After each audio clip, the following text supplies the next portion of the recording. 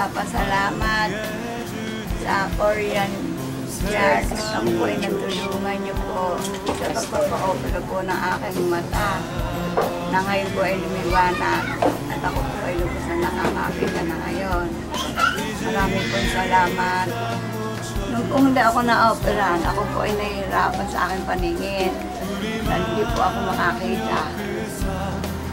Ngayon po, nung ma-opera po ako, maligaya na po ako dahil kahit na po saan ako pumunta, nakapunta na po ako kasi nakakakita na po ako ngayon.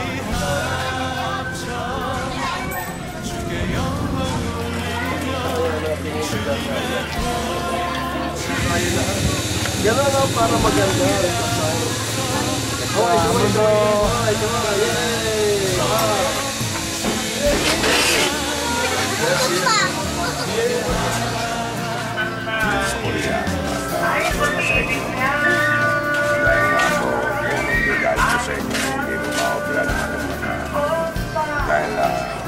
Dahil lang po sa aming kawalan din namin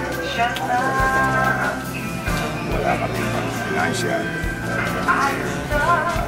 makaprap ng aking mata pero ng malinaw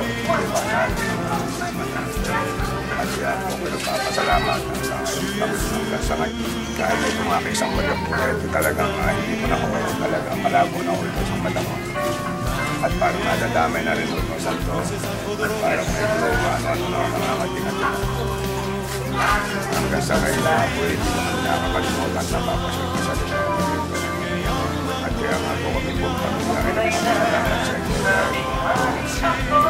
nakakalimutan na manulit salamat po sa inyo.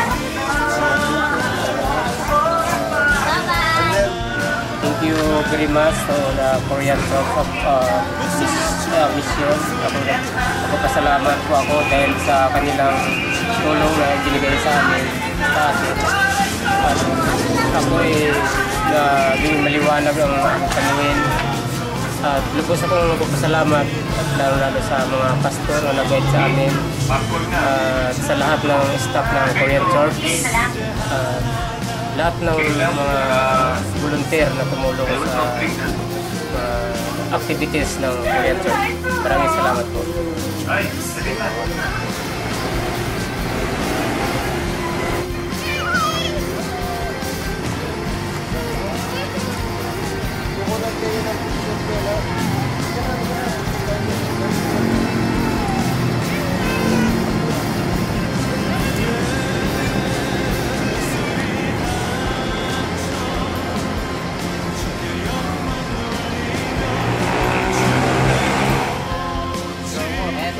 Other one, This is the house. Pastor Jerry of the Eva Community Church. This is the pastor.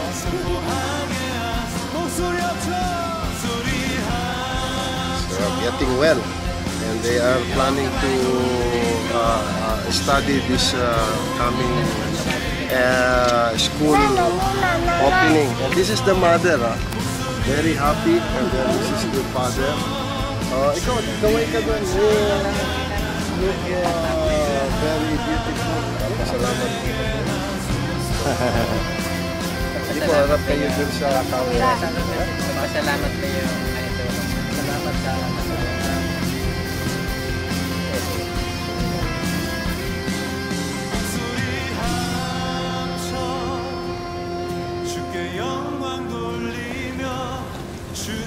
mas maganda na siya ngayon. Hindi na siya nahihiya, hindi na siya kuhan. Sabihin mo, magpasalamat ka naman sa Korean. So, salita.